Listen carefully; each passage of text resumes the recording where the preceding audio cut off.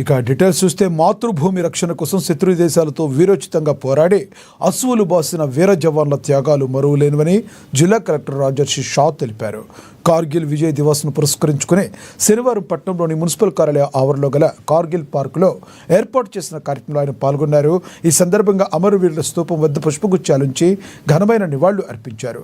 దేశ రక్షణలో సైనికుల త్యాగ నిరతిని గుర్తు చేసుకుంటూ వారి సేవలను కొనియాడారు. కార్గిల్ యుద్ధంలో అసువులు బాసిన అమర జవాన్ల త్యాగాలు చిరస్మరణీయంగా నిలిచిపోతాయన్నారు. జవాన్ల స్ఫూర్తి నేటి యువతరానికి ఆదర్శప్రాయమని పేర్కొన్నారు. దేశ రక్షణలో భాగంగా ప్రాణత్యాగాలు చేసిన జవాన్ల సేవలు మరువలేనివన్నారు. దేశ స్వాతంత్ర సమయంలోనూ అనేక మంది వీరులు అసువులు బాసారని, వారి త్యాగాలను స్ఫూర్తిగా తీసుకుంటూ ముందుకు సాగాలని పిలుపునిచ్చారు.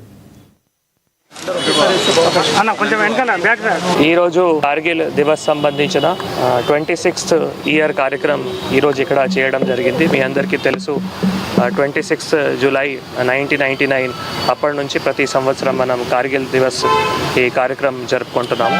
ఈరోజు ఇక్కడ ఆదిలాబాద్ పట్టణంలో కూడా ఈ కార్యక్రమం ex army association, ex service man association వారి ఆధ్వర్యంలో, సైనిక్ వెల్ఫేర్ బోర్డ్ ఆధ్వర్యంలో ఈరోజు ఈ కార్యక్రమం జరుపుకోవడం జరిగింది. సో ఇది మీ అందరికీ తెలుసు, మన భారతదేశంలో ఇది ఒక చరిత్రం.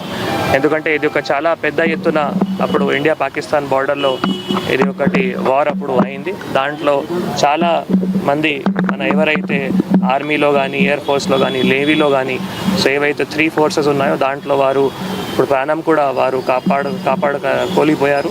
సో మేజర్గా భారత్ ఏవైతే బార్డర్స్ ఉన్నాయో ఆ బార్డర్స్కి కాపాడుకోవడానికి ఎప్పుడైనా ఆర్మీ కానీ, ఎయిర్ ఫోర్స్ కానీ, నేవీ చాలా కృషి కూడా చేస్తుంది. మీ అందరికీ తెలుసు, అది సియాచిన్ గ్లేషియర్ కావచ్చు, లేదు ఇక్కడ రాజస్థాన్ బార్డర్ కావచ్చు, లేదు ఇక్కడ నేవీ కావచ్చు, కోస్టల్ గార్డ్ కావచ్చు, అంటే డిఫరెంట్ సర్వీసెస్ చాలా వాళ్ళు ఫ్యామిలీస్తో పాటు కూడా ఉండలేకపోతున్నారు. వాళ్ళు ఎప్పుడైనా ఏమైనా ఇప్పుడు కూడా ఎక్కడైనా ఇది ఎల్ఓసి దగ్గర ఏమైనా బ్రీచ్ అయినా కూడా, లేదు ఎల్ఓసి దగ్గర సీజ్ ఫైర్ వైలేషన్ అయినా వారు అప్పుడు అలర్ట్ అయ్యి మన ఫోర్సెస్ ఎంత మోడర్నైజ్ అయ్యి ఎంత కష్టం ఉన్నా, ఎంత అవతల ఈ ఎనిమీ ఫోర్సెస్ దగ్గర ఎంత శక్తి ఉన్నా కూడా అవి అన్నీ కూడా మన భారతదేశం సంబంధించిన బార్డర్స్ కూడా కాపాడుతున్నారు, మన అందరికీ కూడా సురక్ష ప్రొవైడ్ చేస్తున్నారు. కాబట్టి మనం ఇటువంటి కార్యక్రమం ద్వారా ప్రజల మధ్యలో ఇదే ఒక సందేశం పంపిస్తున్నాము.